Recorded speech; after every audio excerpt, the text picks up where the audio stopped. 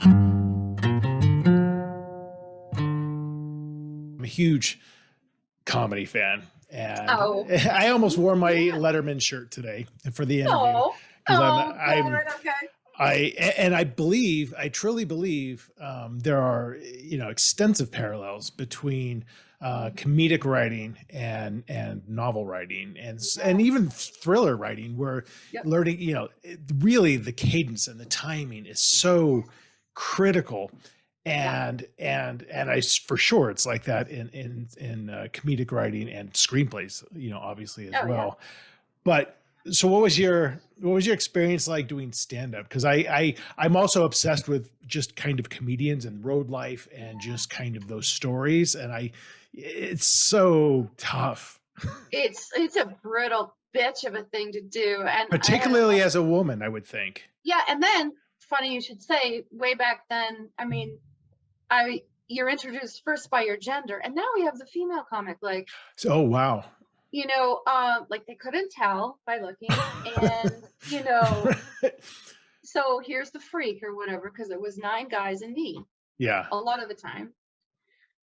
And are you on the road or are you like in Manhattan? Oh, look, New York, Boston, Yeah, and yeah, then yeah, Maine, in like these long drives to these places where like yeah.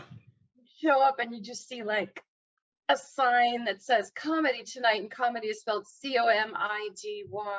Right. We have a chick And tonight. and there's a chick spelled Oh my CHIK, God.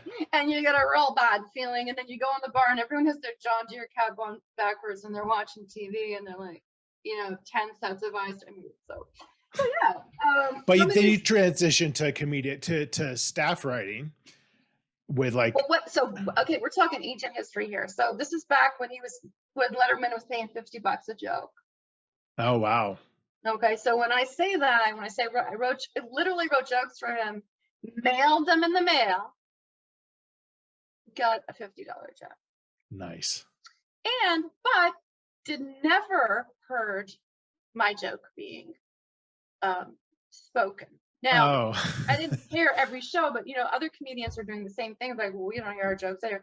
We get the $50 was a lot of money back then, and it was a great feeling. But yeah, comedy is terrifying.